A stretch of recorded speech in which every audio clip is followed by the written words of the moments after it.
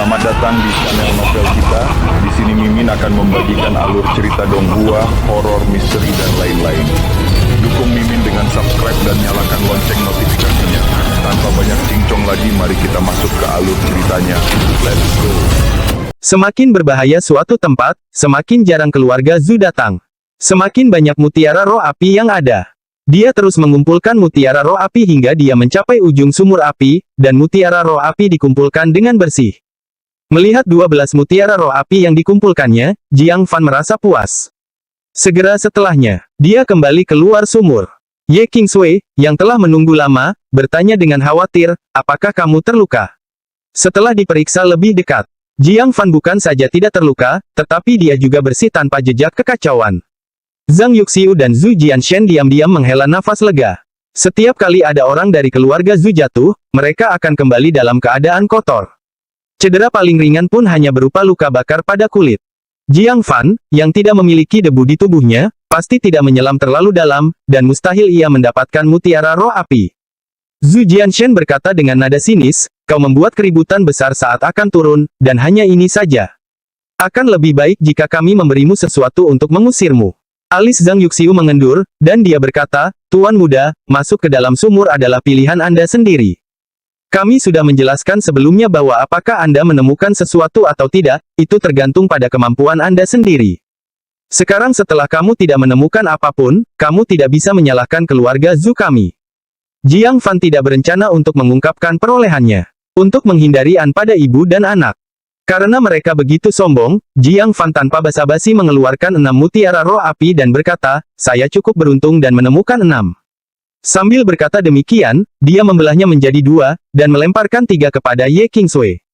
Ketiganya ini untukmu, sebagai hadiah karena telah memperkenalkan pekerjaan ini. Ye Qingsui secara naluriah menangkapnya, lalu menunjukkan ekspresi terkejut, kamu benar-benar menemukan 6. Bagaimana kamu melakukannya? Setiap kali keluarga Zhu jatuh, mereka hanya dapat menemukan 3. Wajah Zhang Yuxiu dan Zhu Jianshen berubah drastis secara bersamaan. Zhu Jianshen berseru, 6 manik-manik. Kamu, bagaimana kamu bisa mengambil begitu banyak? Letakkan sekarang. Jiang Fan mencibir, aku menemukan mereka dengan kemampuanku sendiri. Apa, setelah penyakitnya sembuh, keluarga Zhu ingin menarik kembali kata-kata mereka. Wajah Zhang Yuxiu berubah pucat, Tuan muda, saya tidak keberatan Anda mengambil 1 atau 2, tapi 6 terlalu banyak. Bagaimana kalau begini, kamu ambil 3 dan tinggalkan 3 lagi, jadi kita masih bisa berteman di masa depan. Hehe, apakah mereka secemas itu? Kalau mereka tahu Jiang Fan telah mengumpulkan seluruh sumur api hingga bersih, mengambil 12 mutiara roh api, mereka mungkin akan menyerang saat itu juga, bukan?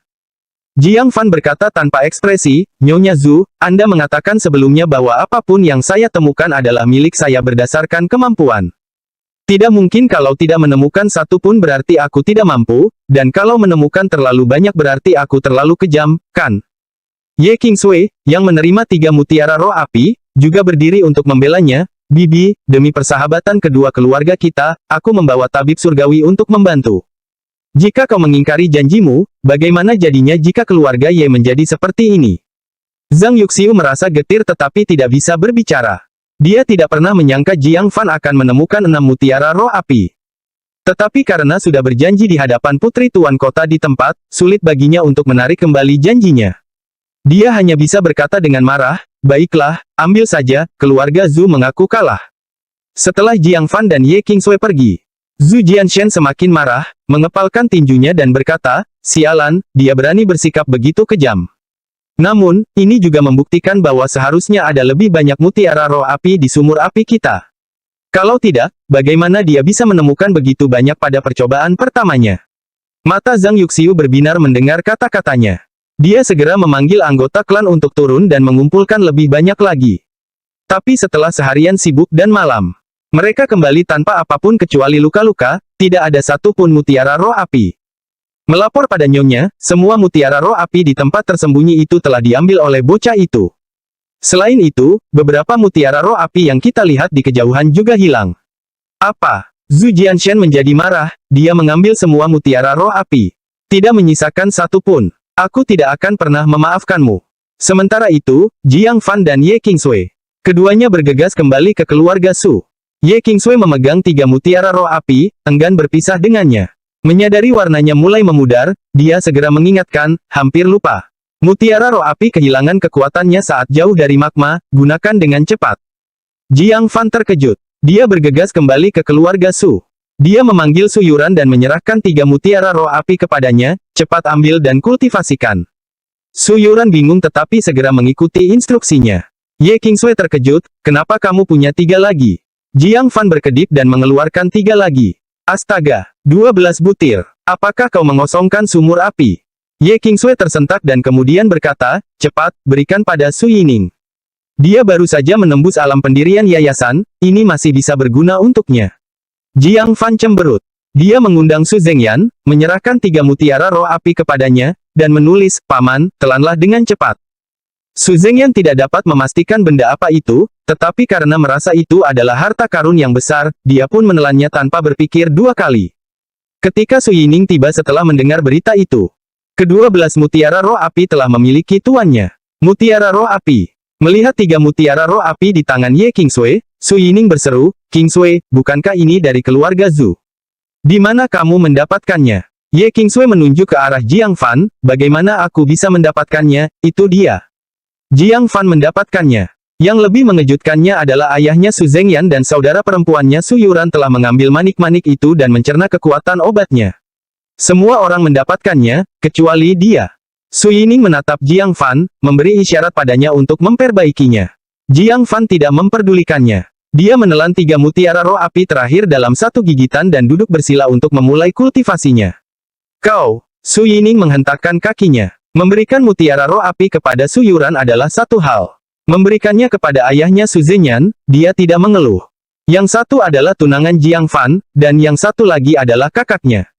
Tetapi memberikannya pada Ye Qingsui dan bukan padanya. Apakah dia tidak sepenting orang luar? Ye Qingsui juga merasa tidak pantas untuk menyimpan mutiara roh api dan menyerahkannya kepada Su Yining. Yining, ambillah ketiga ini milikmu.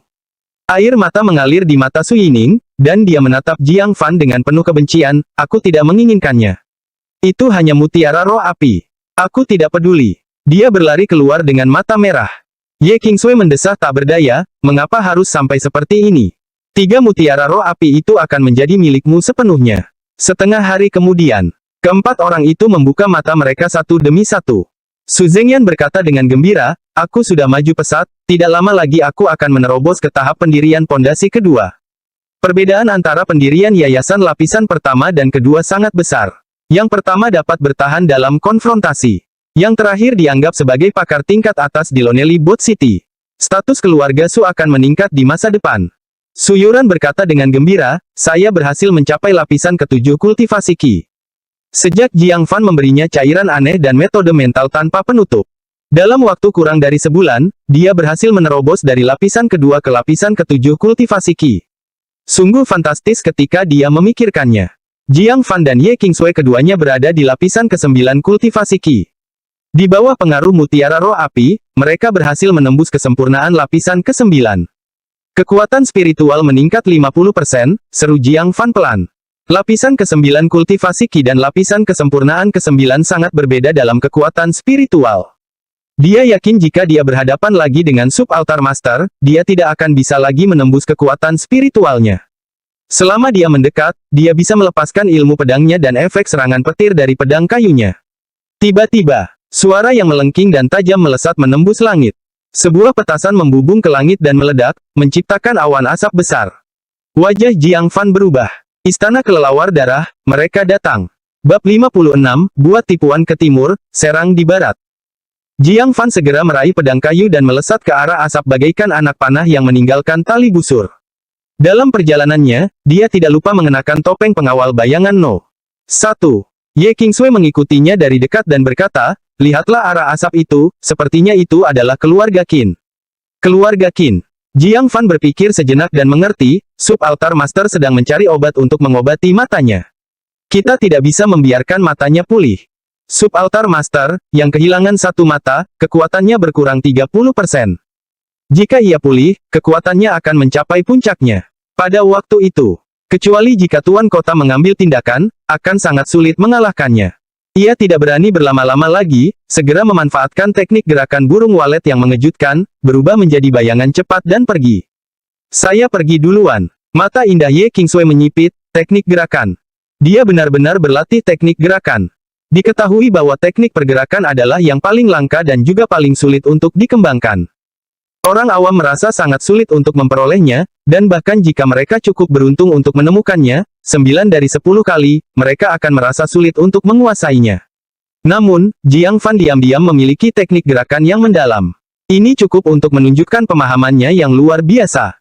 Dalam keterkejutannya, Ye Kingsui tidak dapat menahan rasa kasihan terhadap Su Yining. Yining, kamu telah kehilangan tunangan langka di dunia ini. Keluarga Su tidak jauh dari keluarga Qin. Dengan teknik gerakan Jiang Fan yang luar biasa, ia membutuhkan waktu kurang dari waktu yang dibutuhkan untuk minum setengah cangkir teh untuk sampai di sana. Namun, segala sesuatu di dalam dan di luar keluarga Qin seperti biasa. Kepala keluarga Qin dan beberapa anggota klan berdiri di atap, menatap asap di atas dengan ekspresi bingung. Mereka tampaknya tidak mengerti dari mana asap itu berasal. Jiang Fan tercengang. Istana kelelawar darah belum datang. Apakah itu alarm palsu? Tidak, Jiang Fan tiba-tiba menyadarinya, wajahnya berubah, itu taktik pengalih perhatian. Istana kelelawar darah sengaja menarik perhatian penjaga kota, tetapi pada kenyataannya, mereka menyerang tempat lain. Tapi kemana mereka akan memilih? Pikiran Jiang Fan berpacu. Jika subaltar master sedang mencari obat, bukan menyerang keluarga Qin, keluarga alkimia terkenal lainnya. Hati Jiang Fan hancur. Keluarga Chen. Keluarga Chen benar-benar target istana kelelawar darah. Wajahnya berubah drastis, menginjak genteng, memaksakan teknik pergerakannya hingga batas maksimal, dan melesat dengan kecepatan tinggi. Dan tepat saat dia hendak mencapai keluarga Chen, dia melihat sesosok tubuh datang hampir bersamaan. Ternyata itu adalah pengawal bayangan No. 2, Su Yining. Dia telah berada di luar sebelumnya. Oleh karena itu, dia tiba di keluarga Qin mendahului mereka dan, seperti Jiang Fan, menganalisis target sebenarnya dari istana kelelawar darah. Dia baru saja hendak mengeluarkan bom asap untuk membunyikan alarm. Tetapi melihat bom asap diluncurkan dari atap di depannya. Setelah melihat lebih dekat, dia langsung menunjukkan ekspresi gembira, penjaga bayangan No. 1. Kamu juga datang. Jiang Fan mengangguk dan menatap pintu depan yang tertutup rapat, sambil mengerutkan kening, mereka mungkin sudah diserang di dalam. Dia melompat ke halaman tanpa bersuara. Pada saat yang sama, halaman belakang keluarga Chen. Dada Chen Yuqiu berlumuran darah, beberapa pengawal keluarga telah berjatuhan di sekelilingnya. Namun dia masih melindungi Chen Xilin dan Liu Qimin dengan ketat di belakangnya. Menatap dingin ke arah lelaki tua bermata satu di depannya. Apa yang kau inginkan, ambil saja, mengapa harus membunuh? Chen Yuqiu sangat ketakutan. Dia telah mengenali mereka. Orang-orang di depannya tidak lain adalah sisa-sisa istana kelelawar darah yang terkenal. Pemimpinnya adalah subaltar master yang membuat banyak pria kuat gemetar. Subaltar master melirik pelindung terakhir yang mati di kakinya. Cahaya tajam bersinar di matanya, sialan. Informasinya salah. Bukankah orang bernama Chen itu sakit parah dan tidak sadarkan diri? Alasan menyerang keluarga Chen. Selain unsur kejutan. Itu juga karena keluarga Chen hanya memiliki seorang ibu janda dan seorang anak yatim piatu, sehingga lebih mudah untuk berhasil. Namun begitu masuk, mereka mendapati Chen Yuqiu sudah bangun. Dia adalah seorang master pendirian pondasi lapisan kedua, meskipun dia koma selama berhari-hari, pondasinya masih ada. Salah satu pelindungnya secara tidak sengaja terkena serangan telapak tangan yang menghancurkan jantungnya. Berjuang di ambang kematian, beranikah kau tawar-menawar denganku? Subaltar master mendengus dingin, menyerbu maju dengan niat membunuh. Tinjunya dipenuhi kekuatan spiritual yang kuat, dan dia menyerang dengan ganas ke arah Chen Xilin yang setengah terekspos. Chen Yuqiu merasa ngeri, sambil menggertakkan giginya, dia melancarkan 2 pukulan untuk menangkis. Tetapi tubuhnya yang terluka parah tidak sebanding dengan subaltar master. Gedebuk. Dalam sekejap, tinju subaltar master menghancurkan pertahanan lengan Chen Yuqiu dan mendarat tepat di dadanya. Dalam sekejap, Chen Yuqiu menyemburkan darah, terhuyung mundur dan menekan Liu Qimin dan putrinya yang ada di belakangnya ke tanah. Subaltar master tersenyum dingin, lalu melangkah maju untuk memastikan bahwa Chen Yuqiu sudah tidak memiliki kekuatan bertarung lagi. Lalu tatapan dinginnya beralih ke Chen Xilin, gadis yang cantik sekali.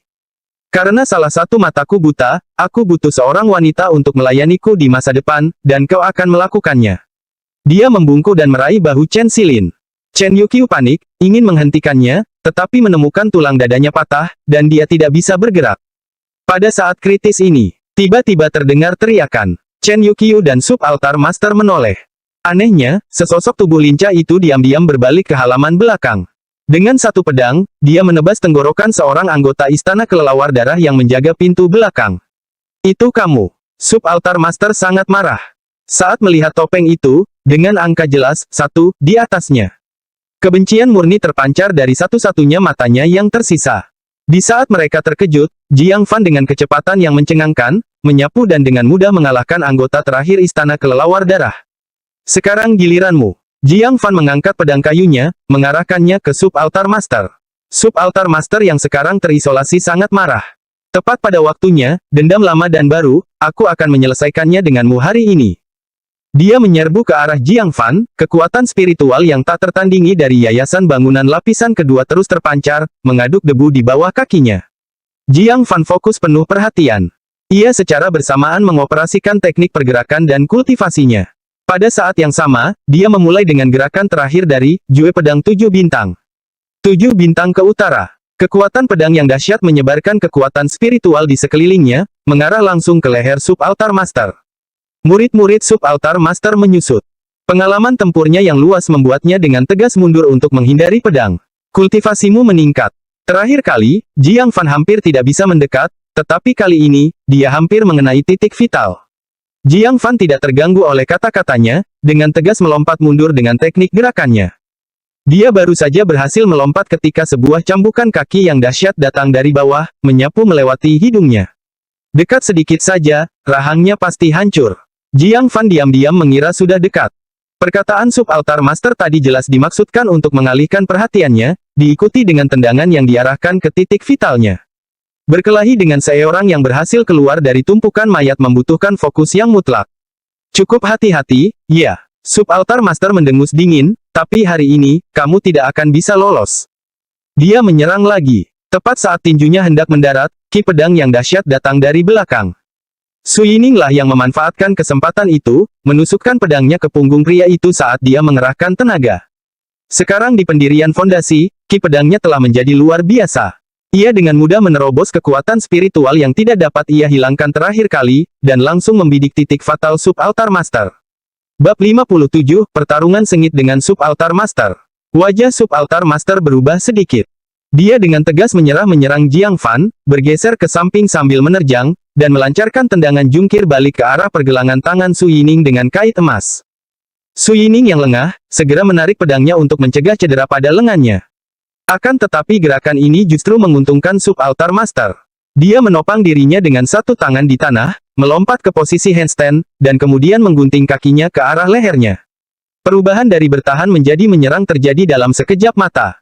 Su Yining, dengan pengalaman bertarungnya yang terbatas, tidak mungkin bisa bertahan melawannya. Melihat lehernya akan ditangkap dan dipelintir.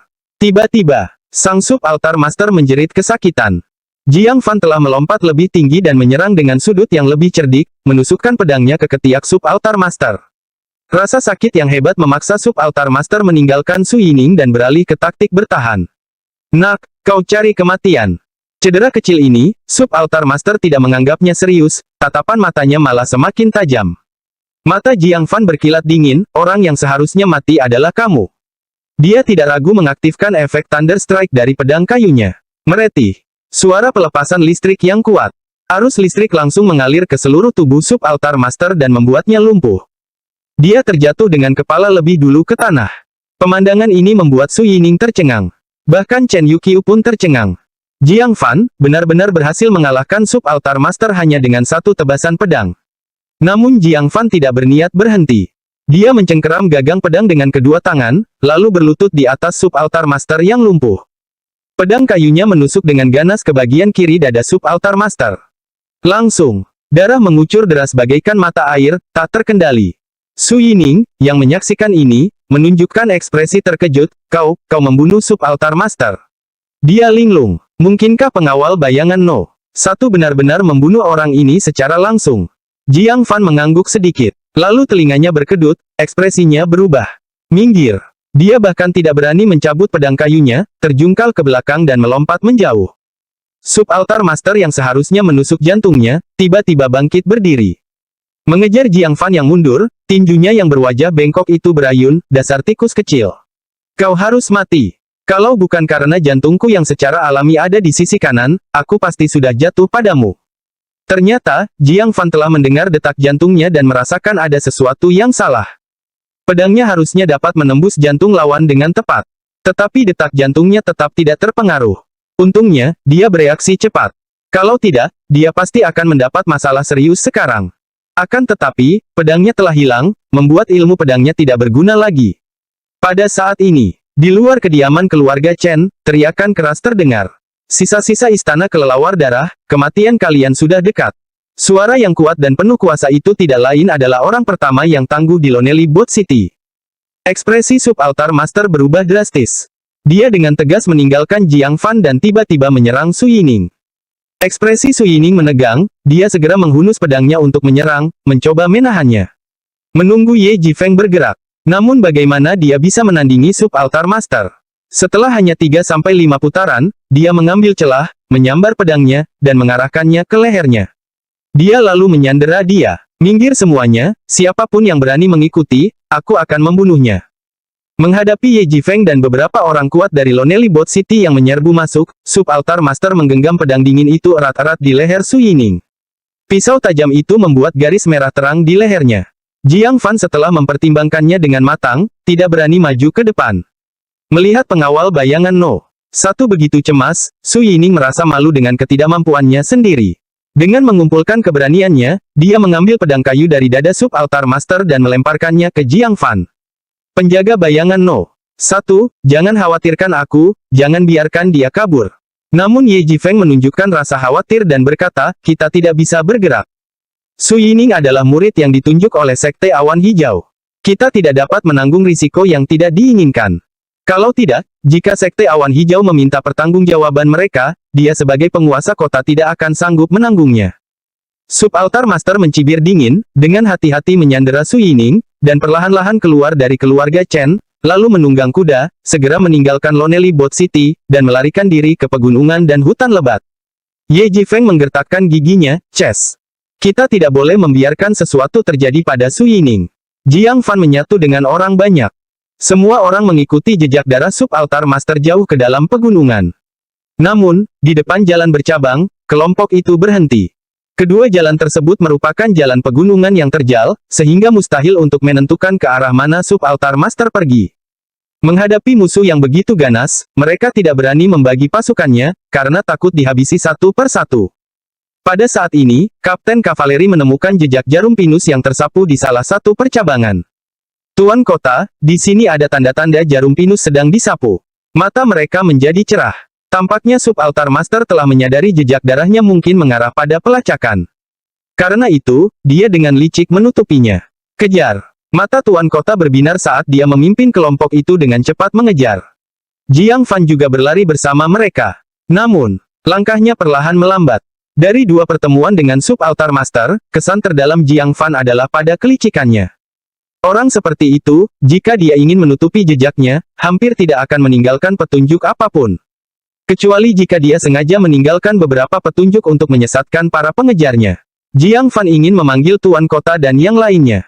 Kemudian dia berpikir lagi, bagaimana jika dia salah? Membagi kekuatan akhirnya dapat diterima. Kalau saja mereka bertemu dengannya, dengan banyak orang, berurusan dengan Subaltar Master tidak akan sulit. Jika ia bertemu dengannya, ia dapat membunuhnya jika memungkinkan, dan jika tidak, ia dapat menundanya. Tentunya penguasa kota akan segera menyadari dan datang untuk memberikan bantuan. Berpikir seperti ini, dia cepat-cepat memisahkan diri dari kelompoknya dan mengejar percabangan lainnya. Di dalam kelompok itu, mata Zhu Jianshen berkedip-kedip. Dia diam-diam memilih garpu lainnya dan mengikutinya secara diam-diam. Setelah 1 jam mengejar, Jiang Fan tiba-tiba memperhatikan beberapa tetes darah segar di dedaunan di pinggir jalan. Jantungnya berdebar. Tebakannya benar. Inilah jalur pelarian Subaltar Master yang sebenarnya. Terlebih lagi, tetesan darah semakin banyak sepanjang jalan, dan mata Jiang Fan menunjukkan secercah kegembiraan. Sepertinya serangan pedangku tidak sekecil yang dikatakan Subaltar Master. Meskipun tidak mengenai jantung, namun pasti melukai organ vital, jika tidak maka pendarahannya tidak akan sebanyak ini. Saat ini, kekuatannya seharusnya berkurang secara signifikan dari sebelumnya. Tentu saja, mengikuti jejak darah, dia tiba di pintu masuk sebuah gua. Pintu masuknya terukir jelas tulisan, Gua Awan Terapung. Di samping gua, seekor kuda ditinggalkan begitu saja, sedang merumput santai di rumput liar. Apakah ini bekas sarang istana kelelawar darah? Jiang Fan sedikit tertegun. Dia teringat manik giok yang diberikan kepada Su Yining saat lahir. Guru yang meninggalkan pesan dalam manik giok itu telah meninggalkan sesuatu di gua awan terapung di gunung menuju surga. Kemudian, gua awan terapung menjadi sarang istana kelelawar darah. Mungkinkah ini hanya kebetulan bahwa istana kelelawar darah menempati tempat ini? Dia menarik napas dalam-dalam dan dengan hati-hati memasuki gua. Setelah pengepungan sekte awan hijau, gua itu telah hangus, ditutupi abu di mana-mana. Dia juga mendengar suara sub altar master. Sialan, kenapa tidak bisa dibuka? Jiang Fan mendekat diam-diam, bersembunyi dalam bayangan. Dia fokus penuh perhatian. Di dalam gua itu terdapat sebuah persegi besar. Sebuah patung berdiri tegak di sana. Su Yining diikat di dekatnya, tetapi nyawanya tidak dalam bahaya. Sang sub altar master, berlumuran darah, berlutut di depan patung, meraba-raba alasnya, berusaha membuka sesuatu. Mata Jiang Fan berbinar. Mungkinkah di bawah alas itu terletak barang-barang yang ditinggalkan oleh guru itu? Apakah alasan istana kelelawar darah tinggal di sini untuk mengungkap rahasia ini? Tiba-tiba, suara langkah kaki yang kasar tiba-tiba bergema dari luar gua. Memberi tahu sub altar master secara langsung. Siapa? Bab 58 Rahasia Istana Kelelawar Darah. Jiang Fan juga mengerutkan kening dan melihat ke belakang. Dia melihat bahwa orang yang mendekat adalah Zhu Jianshen. Zhu tidak menyadari Jiang Fan yang bersembunyi di kegelapan. Melihat bahwa sub altar master terluka parah, dia tidak bisa menahan diri untuk tidak mencibir. Haha, belalang sembah mengintai jangkrik, tanpa menyadari keberadaan burung oriole di belakang. Kepala sub altar master adalah milikku. Jika dia membawa kepala itu kembali ke sekte awan hijau, dia akan menerima hadiah yang tak terhitung jumlahnya. Kau ingin kepalaku? Apa kau pikir kau pantas? Sub altar master tampak garang dan langsung melompat. Kelincahan seperti itu tidak menyerupai seseorang yang terluka parah. Mata Zhu Jianshen bergetar. Dia memaksakan diri untuk berani dan berkata, aku adalah murid terhormat dari sekte awan hijau, seorang kultivator pendirian yayasan, dan aku seharusnya takut pada sisa-sisa istana kelelawar darah yang terluka. Dia menghunus pedangnya dan menyerang ke depan, terlibat dalam pertarungan dengan sub altar master. Tetapi begitu mereka bersilangan pedang, Zhu Jianshen menyadari bahwa ia telah meremehkan kekuatan sub altar master saat ini. Meskipun sang guru terluka, dia tetap tangguh. Setelah 10 gerakan, Zhu Jianshen menjadi semakin khawatir. Pengalaman lawan sangat matang, dan dia beberapa kali nyaris lolos dari kematian. Jiang Fan menyaksikan dari balik bayangan, ada sedikit kegembiraan di matanya. Kekuatan sub altar master telah sangat berkurang. Bahkan Zhu Jianshen dapat bertahan 10 ronde melawannya. Jika dalam kondisi puncaknya, penampilannya tidak akan jauh lebih baik dari Su Yining. Pada saat itu, sub altar master mengetahui kelemahan Zhu Jianshen dan memukulnya dengan keras di lengan kanan. Retakan. Segera, lengannya hancur karena kekuatan brutal itu. Dan dia terlempar mundur dan jatuh di samping Su Yining. Mata Su Yining berbinar penuh harap saat dia berkata, Tuan Muda Zhu, jangan takut. Dia sudah kehabisan tenaga. Itu adalah penampilan terkuatnya. Dia hanya akan melemah dari sini. Sepanjang perjalanan, dia melihat sub altar master terus-menerus berdarah. Ki dan darahnya telah turun hingga kurang dari setengah. Sekarang dia hanya bertahan dengan tekad yang kuat, padahal hanya memiliki sedikit kekuatan tempur tersisa. Akan tetapi, sub altar master dengan tatapan penuh permusuhan, menyerbu ke depan. Penampilannya membuat Zhu Jianshen ketakutan, membuat kulit kepalanya geli. Dia tidak memiliki semangat juang lagi. Dia merangkak dan mencoba lari. Namun begitu dia berbalik, dia memperlihatkan punggungnya kepada sub altar master. Mati saja. Sub altar master mencibir dengan acuh tak acuh. Menyadari bahaya yang luar biasa, Zhu Jianshen menggertakkan giginya dan membuat gerakan yang mengejutkan. Dia benar-benar mengaitkan Su Yining dengan jari kakinya dan mengangkatnya, menempatkannya di antara dirinya dan sub altar master. Tanpa memperdulikan apa yang ada di belakangnya. Dia berbalik dan lari. Kamu, Su Yining hanya sempat menjerit pelan sebelum kekuatan mengerikan dari sub altar master menghantam tubuhnya, menyebabkan dia menjerit kesakitan saat dia terjatuh. Zhu Jianshen sama sekali tidak peduli dengan nasib Su Yining. Dia berlari menyelamatkan diri karena panik. Tepat saat ia mencapai tepi alun-alun, sesosok tubuh melesat melewatinya dari kegelapan bagaikan kilat. Sosok itu menangkap Su Yining yang terjatuh di udara. Penjaga bayangan nomor 1, Zhu Jianshen terkejut. Mata Jiang Fan juga menatapnya dengan dingin. Merasa bersalah, Zhu Jianshen tidak berani berlama-lama dan segera berlari dengan kecepatan penuh. Tak lama kemudian, suara derap kaki kuda yang tergesa-gesa mundur dengan cepat terdengar dari luar gua. Dasar orang yang tidak berguna. Orang yang mengatakan hal ini adalah Subaltar Master, yang meludah dengan keras. Saat dia mengalihkan pandangannya ke arah Jiang Fan, meskipun tatapannya penuh kebencian, tidak ada sedikit pun jejak penghinaan. Dia mencengkeram luka yang berdarah banyak di dadanya, tubuhnya bergoyang karena dia hampir tidak dapat berdiri. Seperti yang dikatakan Su Yining, ki dan darahnya telah turun setengah. Sebenarnya tidak banyak kekuatan tempur yang tersisa. Saya tidak pernah menyangka akan jatuh ke tangan anak yang rambutnya belum tumbuh semua. Sungguh menyebalkan. Dia terhuyung-huyung mendekati patung itu, berlutut lemah di depannya. Dia menggunakan tangannya untuk membelai pangkalnya. Jika aku bisa membuka mekanisme di sini, tidak ada seorang pun yang bisa membunuhku, bahkan Master Sekte Awan Hijau. Jiang Fan berjalan mendekat dengan pedang kayu di tangan. Dia dengan tegas menusuk ke arah dada kanan Subaltar Master. Subaltar Master berusaha sekuat tenaga untuk menghindar namun sungguh tidak punya tenaga lagi.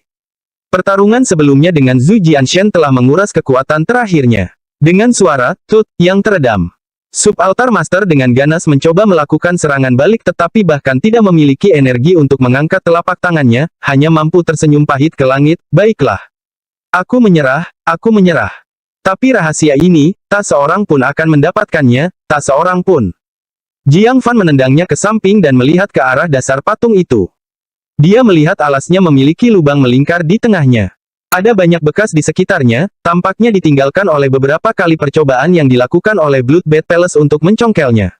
Setelah berpikir sejenak, dia mengeluarkan mutiara giok. Dia membandingkannya dan menemukan bahwa mutiara giok itu berukuran persis sama dengan lubang melingkar itu.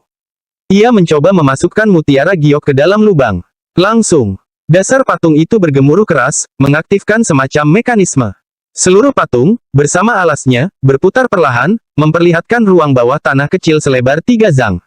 Di tengah ruangan, tertanam pedang misterius yang memancarkan cahaya ungu. His. Sebuah artefak spiritual. Itu benar-benar artefak spiritual kelas atas. Sang Subaltar Master, yang hanya tinggal satu nafas terakhir, membelalakkan matanya dan terkesiap.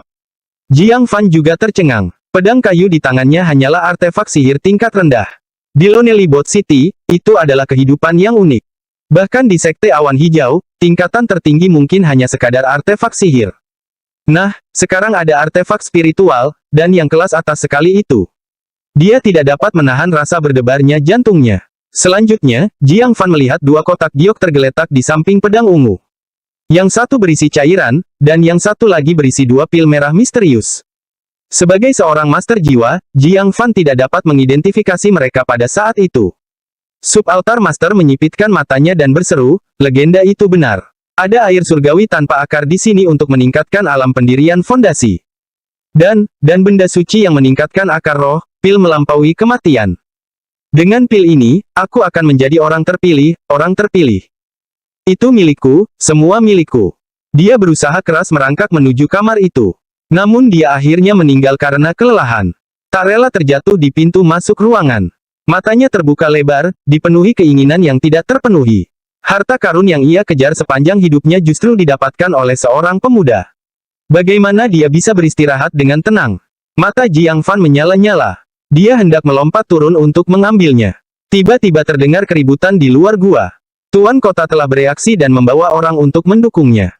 Dia tidak punya waktu untuk mengumpulkan barang-barang itu. Cepat mengambil mutiara giok. Patung itu segera berputar dan menutup ruangan lagi. Ketika Ye Jifeng tiba bersama para pengikutnya yang kuat, yang mereka lihat hanyalah pedang kayu Jiang Fan yang mengiris udara, memenggal Subaltar Master. Banyak individu kuat yang terkejut saat itu juga. Di membunuh Subaltar Master. Siapa sebenarnya pengawal bayangan No? 1. Di tengah kerumunan, Zhu Jianshen, yang telah kembali bersama kelompok utama, menyesal hingga merasakan sakit yang luar biasa. Penjaga bayangan No. 1 telah mengakhiri pertempuran begitu cepat, membuktikan bahwa Subaltar Master, seperti dikatakan Su Yining, sangat lemah. Dia telah dengan bodohnya menyerahkan suatu jasa besar kepada pengawal bayangan No. 1. Brengsek. Namun kemudian dia menyadari bahwa pengawal bayangan No. 1 lah yang membunuh Subaltar Master. Itu berarti dia gagal dalam tugas yang diberikan kepada keluarga Su. Besok aku akan pergi ke keluarga Su untuk meminta kepala. Jika mereka tidak bisa menunjukkannya, seluruh keluarga Su bisa membusuk di penjara. Saat itu, Su Yuran, bukankah dia akan berada di bawah kekuasaanku? Hahaha. Di luar gua, di langit. Di punggung seekor elang biru. Chen Zhengdao dan Liu Qingxian berdiri berdampingan, menghadap pemandangan di bawah. Dengan kekacauan di kota itu, sulit bagi mereka untuk mengabaikannya. Penjaga bayangan No. 1 ini punya beberapa keterampilan. Dia bahkan belum berada di alam pendirian yayasan tetapi berhasil membunuh seorang seniman bela diri lapisan kedua pendirian yayasan. Chen Zhengdao berkata dengan nada setuju.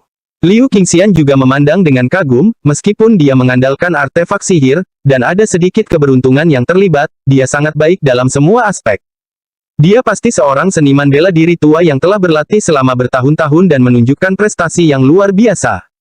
Dia kemudian teringat pada Zhu Jianshen, ekspresinya berubah menjadi jijik, sebagai perbandingan, murid sekte luar sekte awan hijau kita sungguh memalukan. Chen Zhengdao mengerutkan kening dan berkata, Zhu Jianshen ini, melarikan diri di saat kritis adalah satu hal, tetapi melemparkan rekan seperguruannya ke musuh untuk mati. Orang seperti itu akan menjadi bencana di masa depan. Tangani dia secara pribadi. Liu Qingxian mengangguk, ya, saya mengerti. Bab 59 menerobos pendirian fondasi. Keduanya mengamati sebentar lagi. Mereka memastikan tidak ada lagi sisa istana kelelawar darah di area tersebut. Chen Zhengdao berkata, ayo pergi, kita harus terus memantau Master Jiwa Bintang 3 dan keajaiban kelas dunia dari jalur kebangkitan naga. Dia menunggangi elang biru, bersiap untuk kembali.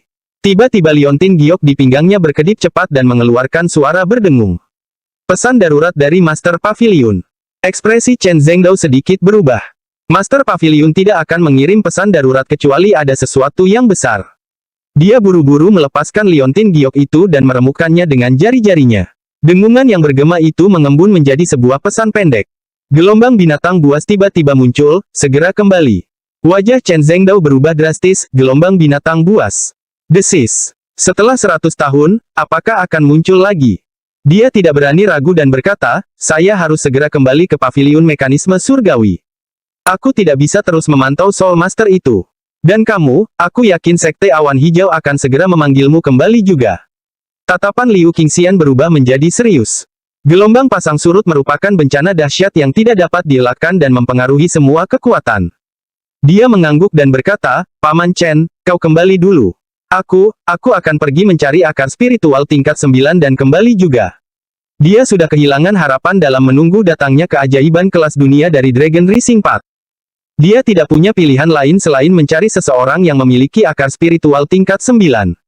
Dia pernah bertemu orang itu sekali, dan dia pasti akan mengenalinya saat bertemu lagi. Chen Zhengdao mengangguk, membawanya kembali ke Lonely Boat City, lalu terbang di atas awan. Para individu kuat dari Lonely Boat City kembali ke kota dengan semangat tinggi. Malam harinya, penguasa kota Ye Jifeng mengumumkan bahwa seluruh subaltar istana kelelawar darah telah dimusnahkan. Dan dia mengadakan pesta besar. Para monster tua yang telah menerobos dan muncul untuk menyambut Lu Zeng, sang jenius akar spiritual tingkat 9 ini, tak dapat menahan diri untuk keluar lagi. Mereka menghadiri perjamuan itu secara langsung. Tujuannya tentu saja bukan untuk makanan dan minuman. Mereka penasaran terhadap keajaiban muda yang, dengan kekuatannya sendiri, telah membunuh subaltar master. Di pesta perjamuan, Su Yining yang telah terbangun, memandang pengawal bayangan No. 1 di sampingnya yang tengah diberi penghormatan oleh para praktisi kuat kota, dan merasakan sesaat kebingungan. Mereka adalah orang-orang yang usianya sama. Mengapa terdapat perbedaan yang begitu besar di antara keduanya? Dia mengira dengan menerobos tahap pendirian yayasan, dia akan dapat bersaing dengannya. Namun pada akhirnya, dia diselamatkan sekali lagi. Sebelum dia dipukul hingga pingsan oleh subaltar master, dia melihat sosok pengawal bayangan No. 1 berlari ke arahnya. Jika dia tidak bertindak tepat waktu, kemungkinan besar dia akan terjatuh di tangga dan meninggal karena benturan. Menatap topeng di depannya, dia sangat penasaran dengan wajah di balik topeng itu. Kapan Lonely Boat City punya anak ajaib yang hanya bisa ia kagumi? Sayangnya, dia tidak akan pernah memiliki kesempatan untuk mengetahuinya. Karena tujuan awal tim pengawal bayangan adalah membasmi sisa-sisa istana kelelawar darah. Sekarang sisa-sisanya telah dibersihkan. Setelah perjamuan, tim pengawal bayangan akan bubar. Merasa sedih, dia mengangkat gelas anggurnya dan berkata, apakah kita akan bertemu lagi? Jiang Fan sedikit melengkungkan sudut mulutnya. Bukankah kita bertemu setiap hari? Nasiblah yang menentukan, jawabnya acuh tak acuh. Su Yining merasa semakin putus asa, mengangkat gelasnya dan berkata, "Baiklah, saya harap kita bisa terus bekerja sama jika memang ditakdirkan demikian."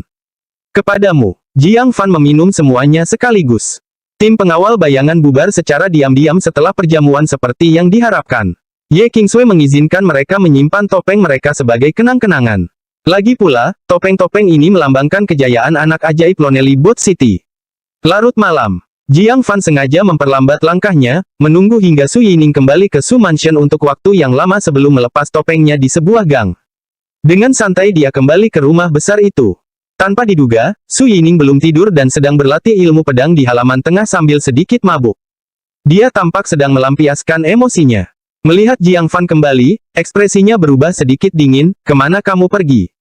Mengapa kamu kembali begitu terlambat?" Jiang Fan memutar matanya dan menulis, "Bukan urusanmu."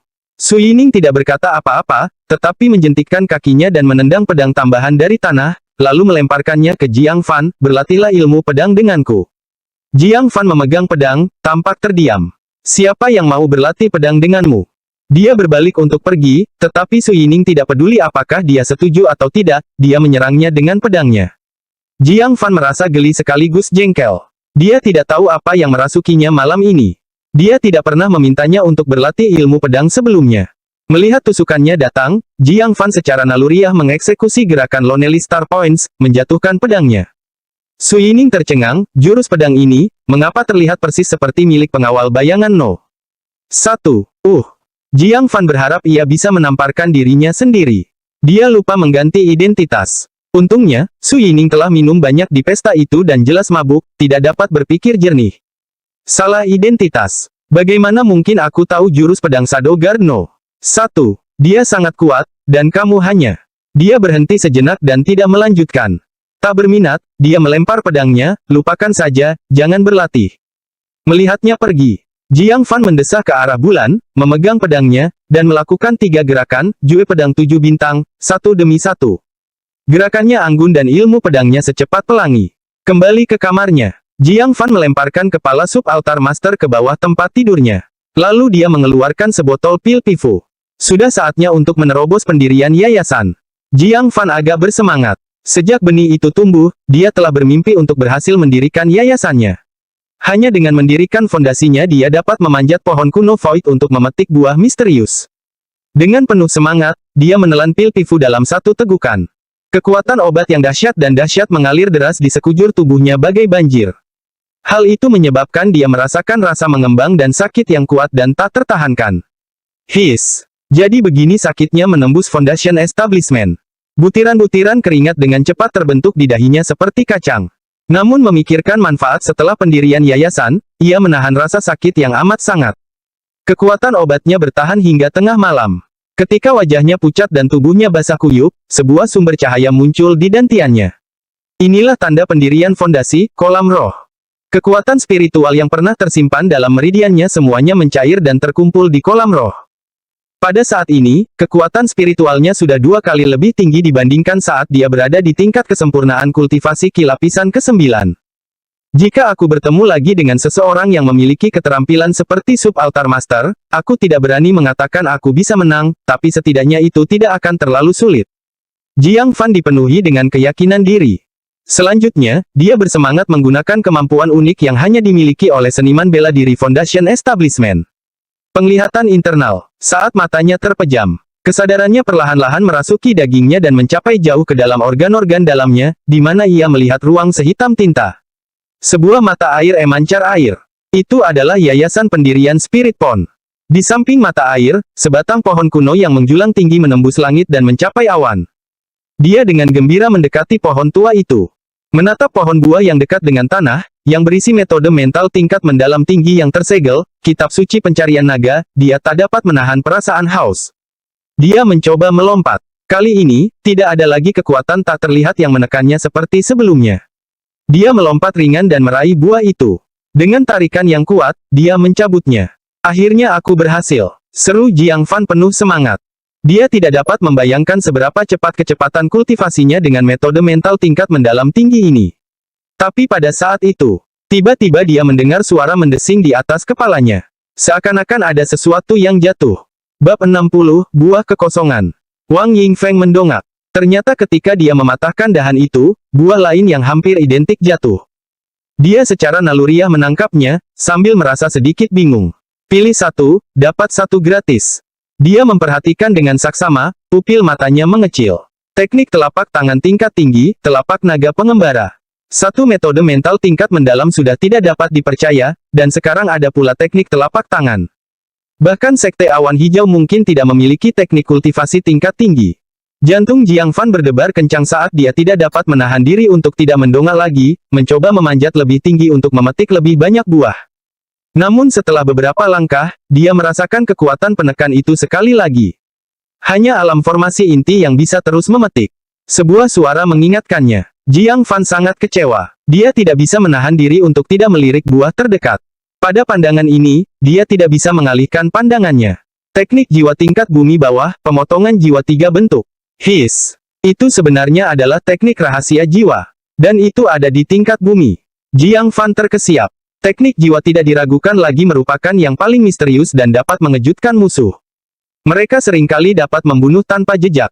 Dengan kekuatan jiwa yang luar biasa, jika dia mengolah teknik rahasia jiwa, bukankah itu akan memikirkannya saja membuat mulut Jiang Fan kering. Sayangnya, dia harus berada di alam formasi inti untuk memperolehnya. Dia hanya bisa memalingkan mukanya dengan penuh penyesalan, dan kembali fokus kepada dua buah di tangannya.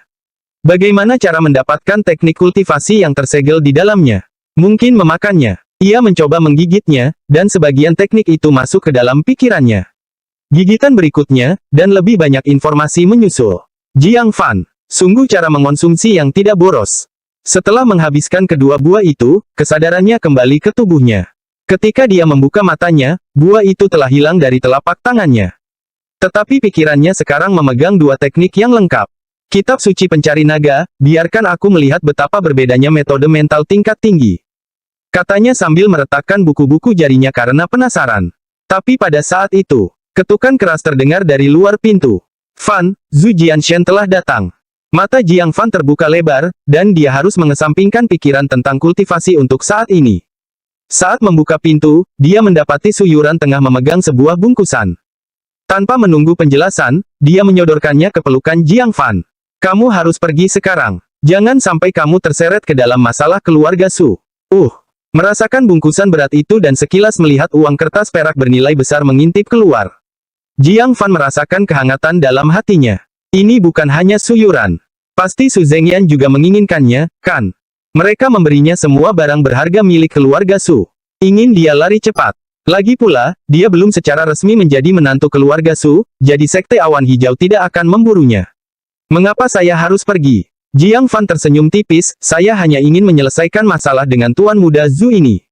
Cahaya dingin berkedip di matanya. Jika dia tidak berhasil membunuh Sub-Altar Master secara kebetulan, apa jadinya nasib keluarga Su?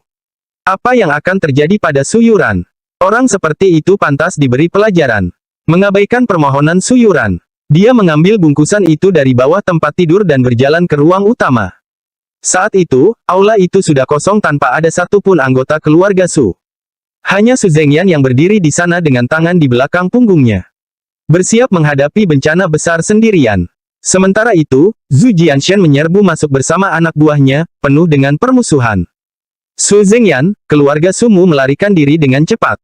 Su Zengyan tetap tanpa ekspresi, seolah-olah dapat melihat semua masalah. Saat fajar, dia telah membubarkan semua anggota keluarga Su.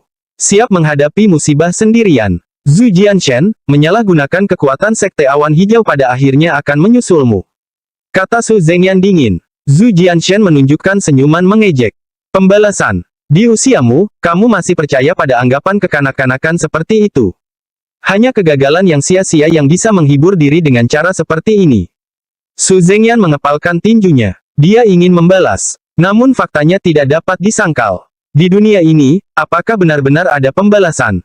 Yang terjadi adalah, orang baik mati muda sementara kejahatan tetap ada sepanjang masa. Zhu Jianshen menarik kursi dan duduk sambil menyilangkan kakinya, selain itu, saya bertindak atas perintah Sekte Awan Hijau.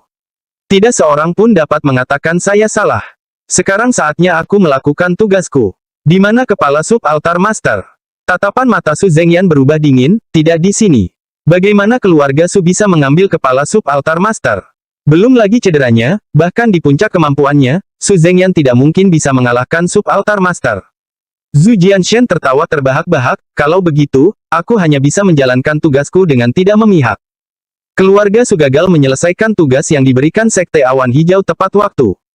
Oleh karena itu, menurut hukum, keluarga itu harus disita dan dihukum. Pergi, tutup saja keluarga Su. Menabrak. Anak buahnya segera menyerbu ke arah Su Mansion seperti serigala, wajah mereka dipenuhi kegembiraan. Penyitaan harta benda bukanlah kesempatan yang sering terjadi. Su Zengyan membuka mulutnya, tetapi tidak menghentikan mereka. Lagi pula, barang-barang yang penting sudah diambil oleh anggota keluarga. Zhu Jianshen menyeringai, ekspresinya mengejek sekaligus geli, apakah menurutmu itu tidak masalah karena anggota keluarga Sumu sudah melarikan diri dengan barang-barang berharga? Su Zengyan tiba-tiba merasakan firasat buruk. Zhu Jianshen menepukkan tangannya dengan nada mengejek, bawa mereka masuk, biarkan master keluarga Su melihatnya. Dari luar, sekelompok orang lain masuk. Masing-masing dari mereka menggendong seorang tahanan, wajah mereka memar dan bengkak, rambut mereka acak-acakan. Di antaranya adalah Wang Yingfeng, dan banyak anggota keluarga Su. Semua kecuali Su Yining hadir. Su Zengyan terkejut, mengapa kamu tidak melarikan diri? Zhu Jianshen tertawa terbahak-bahak, melarikan diri. Aku sudah memasang jaring yang tidak bisa dihindari di luar rumah Su sejak lama. Selain Su Yining, tidak ada satupun anggota keluarga Su yang bisa lolos. Namun, tidak lama kemudian Zhu Jianshen berhenti tertawa. Wajahnya berubah muram saat dia berkata, di mana Jiang Fan? Di mana Su Yuran? Keduanya merupakan alasan sebenarnya mengapa dia berusaha keras untuk menargetkan keluarga Su. Yang satu adalah seseorang yang ingin dia hancurkan. Yang satu lagi, seorang wanita yang ingin dia siksa. Tapi mereka tidak ada di sini. Tiba-tiba, beberapa teriakan terdengar berurutan. Mengikuti ini, sesosok terbang keluar dari halaman belakang, memuntahkan darah, dan mendarat dengan berat di depan Zhu Jianshen. Melihat ke atas, Jiang Fan lah yang memegang tangan Su Yuran dan berjalan mendekat tanpa tergesa-gesa. Zhu Jianshen, apakah kamu mencariku? Jiang Fan mengambil sebuah catatan, senyum sinis mengembang di sudut mulutnya. Pepatah, musuh bertemu, mata menyala-nyala, muncul dalam pikiran. Zhu Jianshen tertawa dingin, bagus. Bagus. Kau punya nyali. Kau tidak lari. Kalau begitu aku akan mengabulkan permintaanmu. Tangkap dia. Kalau dia melawan, bunuh dia di tempat. Tidak peduli apapun, dia ingin Jiang Fan mati. Jiang Fan mulai menulis tanpa ekspresi, mengapa kamu menangkapku?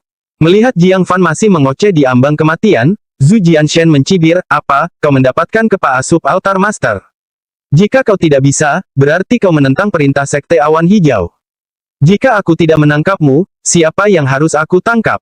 Su Zengyan merasa cemas. Mengapa Jiang Fan tidak pergi saat seharusnya dia pergi? Namun melihat semua anggota keluarganya ditangkap, dia mendesah tak berdaya. Bahkan jika Jiang Fan pergi, dia akan ditangkap dan dibawa kembali. Nasib keluarga Su sudah ditentukan. Tetapi, tepat ketika Su Zengyan dan seluruh anggota keluarga Su merasa benar-benar putus asa, Jiang Fan dengan tenang menjatuhkan bungkusan itu di tangannya, lalu melemparkannya di depan Zhu Jianshen. Dia membuka sebuah catatan. Tuan Muda Zhu, lihatlah. Bab 61, siapa bilang keluarga Su tidak punya pemimpin? Zhu Jianshen tercengang. Dia tidak mengerti apa maksud Jiang Fan. Sambil menatap bungkusan yang sedikit berlumuran darah itu, dia tidak dapat menahan tawa, kau tidak mungkin mengatakan bahwa ini berisi kepala Sub Altar Master, kan? Hahaha. Dia telah melihat dengan mata kepalanya sendiri ketika pengawal bayangan No. 1 memenggal Sub Altar Master. Kecuali Jiang Fan adalah pengawal bayangan No. 1. Kalau tidak, dari mana kepala itu berasal? Jiang Fan duduk santai, mengambil semangkuk teh, dan tetap tanpa ekspresi. Implikasinya, tidak bisakah dia melihat sendiri? Senyum Zhu Jianshen semakin dalam, dia tertawa terbahak-bahak, baiklah, karena kamu tidak akan menangis sampai melihat peti mati, biar aku membantumu. Ayo, mari kita lihat kepala itu. Mari kita lihat kepala macam apa yang telah disiapkan Tuan Muda Jiang untuk membodohi kita. Mungkinkah itu terbuat dari lumpur? Hahaha. Para pengikutnya tidak dapat menahan tawa. Seorang teman dekatnya langsung melangkah maju, membuka bungkusan itu, dan berseru kaget, Tuan Muda, ini benar-benar kepala manusia. Zhu Jianshen masih tertawa, tidak buruk, setidaknya kamu menggunakan kepala manusia asli. Tapi apakah menurutmu ini akan menipu kita? Sayangnya, aku pernah bertarung dengan Sub Altar Master sebelumnya. Aku mengenali wajahnya. Setelah mendengar ini, Hati para anggota keluarga Su hancur. Mereka juga mengira Jiang Fan mencoba mengacaukan masalah hari ini. Namun mereka tidak menyangka Zhu Jianshan begitu tangguh, setelah secara langsung bertarung dengan Sub-Altar Master. Sekarang mereka sudah tamat. Mereka tidak hanya gagal menipu, tetapi mereka juga menghadapi kejahatan menipu Sekte Awan Hijau. Tuduhannya akan lebih berat lagi. Dalam suasana hati yang baik, Zhu Jianshan mencengkeram kepala dengan rambutnya dan mengangkatnya dengan main-main. Coba aku lihat, apakah ini kepala Sub-Altar Master? Jika tidak, kamu akan menghadapi hukuman yang lebih berat. Namun, ketika kepala yang bergoyang itu menjadi tenang, menampakkan dirinya kepada Zhu Jianshan. Wajah yang buas dan ganas itu, dengan mata yang tidak bisa beristirahat dalam kematian, membuat Zhu Jianshan ketakutan setengah mati. Dalam benaknya, ia langsung teringat ekspresi rakus pria itu saat duel mereka. Ah! Dia berteriak ketakutan dan melemparkan kepala itu. Tindakan tiba-tiba itu mengejutkan semua orang, baik anggota keluarga Su maupun pengikut Zhu Jianshan. Apa yang telah terjadi? Bukankah dia pernah melihat kepala sebelumnya? Mengapa dia begitu takut? Jiang Fan menyesap tehnya dengan tenang, lalu mengambil pena dengan santai, dan menulis sambil tersenyum tipis. Sepertinya Tuan Muda Zhu mengenalinya. Zhu Jianshan masih trauma. Dia menatap kepala itu lagi dengan tidak percaya, dan dari sudut pandang manapun, dia dapat memastikan dengan sekali pandang bahwa itu memang kepala Sub-Altar Master. Melihat kata-kata sarkastis Jiang Fan, wajahnya menunjukkan kemarahan, dan dia berkata, ini tidak mungkin. Saya melihat dengan mata kepala saya sendiri bahwa kepalanya dipenggal oleh pengawal bayangan No. 1. Kenapa benda itu ada di tanganmu? Semua orang tercengang. Kepala itu sungguh nyata. Tetapi karena kepalanya dibunuh oleh pengawal bayangan No. 1, bagaimana kepalanya bisa berakhir di tangan Jiang Fan? Jiang Fan tersenyum tipis, mengangkat pena, dan menulis, itu bukan urusanmu. Tugas yang kau berikan pada keluarga Su hanyalah membawa kepala Sub-Altar Master. Bagaimana mereka mendapatkannya, itu bukan urusanmu. Setelah mendengar ini, anggota keluarga Su tiba-tiba menjadi segar kembali. Su Zengyan berkata dengan gembira, ya, asalkan tugasnya selesai. Sekte Awan Hijau selalu seperti ini dalam hal penugasan tugas. Mereka hanya peduli dengan hasil, bukan proses. Bahkan jika kita merekrut pengawal bayangan No. 1, kau tidak punya hak untuk bertanya. Lepaskan anggota keluargaku segera, atau aku akan melaporkanmu ke Sekte Awan Hijau. Para pengikut Zhu Jianshan merasa bersalah, segera melepaskan anggota keluarga Su, tidak berani mengganggu mereka lebih jauh. Memang benar demikian halnya di masa lalu.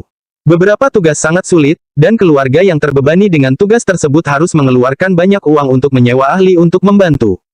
Sekte Awan Hijau tidak pernah menyatakan keberatan terhadap praktik ini. Itu dianggap sebagai aturan yang tidak tertulis.